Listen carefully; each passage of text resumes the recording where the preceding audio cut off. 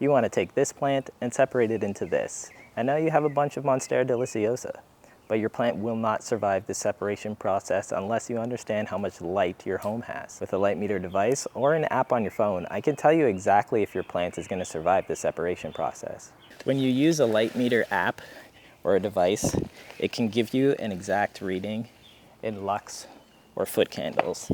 Now, Monsteras need at a minimum around 100 foot candles for most of the day for their basic survival.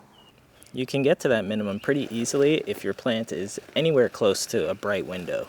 But it's really important to know that this whole separation process puts a massive amount of stress on your plant. You are going to break some roots, and in general, no plant likes to have the roots disturbed. The key is to give them lots of light to recover. So if you separate and then give the minimum for survival, they are going to die. If you don't check your light, you're gonna have no idea, and despite what you think, your eyes can't really tell the huge differences between light levels indoors. You can guess if you want, but you are going to be wrong. Outdoors in full sun, you can have up to 10,000 foot candles, but if your plant isn't used to that level of light, it will get sunburned and it will look like this within a couple of hours. So unless you know how to slowly acclimate your plant to full sun, I recommend keeping your light levels under 2,000 foot candles indoors. It's not actually just a lack of light that's killing your Monstera, it's actually your pot size. So now that these plants have been fully separated, I have 4 different plants, 4 different stems. The most important thing that I need to think about next is choosing the appropriate pot size.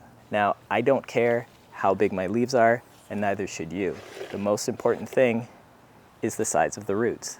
You'll want to take your roots and ball them up into the palm of your hands very gently to see how much space they actually take up.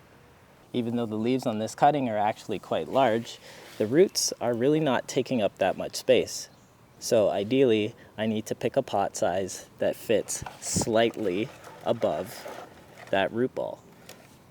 A pot size like this is actually the most appropriate choice. Yes, I know it seems small, but this is the roots. And if we don't pay attention to the roots, then things fall apart. This pot right here that looks more reasonable is not a good choice for indoor settings. You can tell that there's a ton of excess space for wet soil in here. And if you take the roots and gently ball them up into the palm of your hand, you're actually looking for a fairly small pot, about this size. This size here is obviously way too oversized.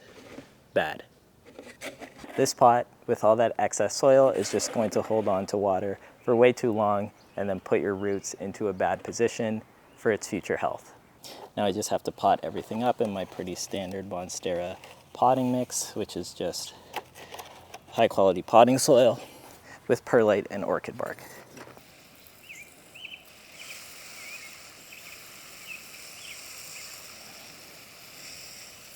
I'm in the plant dungeon right now where we store a lot of plants over winter, and because we have these grow lights set up, we can get consistent light over the course of the entire day.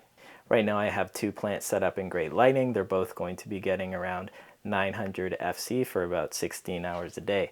I've mixed and matched, and I have 1 good pot choice and 1 bad pot choice.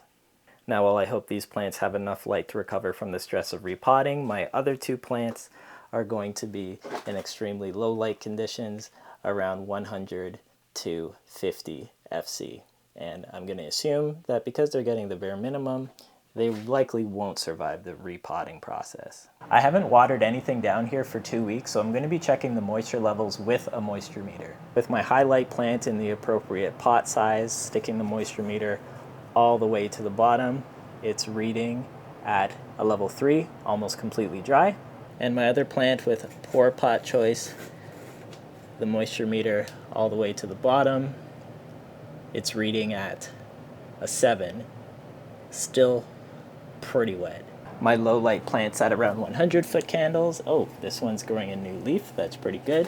This is the good soil choice. Moisture meter as far as I can to the bottom. It's reading super wet, level 9. And my low light bad pot choice, moisture meter all the way to the bottom. it's reading full on, soaking wet, still a level 10. I'm going to water my high light, good pot size choice Monstera because it's the only one reading dry. I'm going to wait until my other plants get to at least a level 3 on my moisture meter before watering them again. While I could be using a wooden stick to test my soil, I think using a moisture meter in this case is perfectly fine because while it's not 100% accurate, it's a great way to see comparatively how wet the soil is on these different plants. At 3.5 weeks in, 25 days after I separated the roots, the only plant that I would even consider being established is my plant in good lighting with good soil choice. This plant is on its second wet and dry cycle, and on top of that, it already has some roots trying to escape the pot. Everything else is ready to be watered for the first time, except of course, our bad pot choice in bad lighting.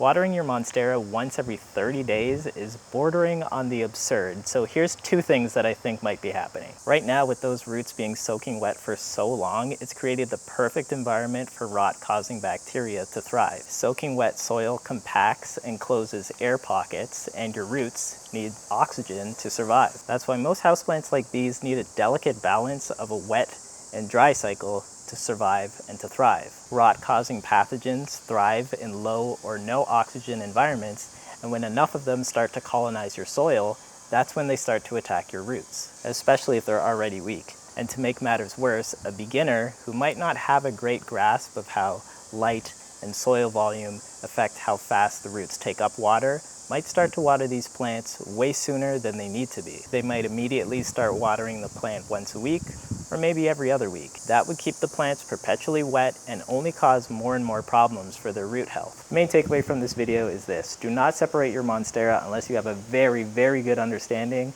of what the light levels are like in your home. Remember to choose an appropriately sized pot that complements your roots and not your leaf size. Use a tool to ensure that your Monstera is actually drying out, and make sure you only water it when it needs it.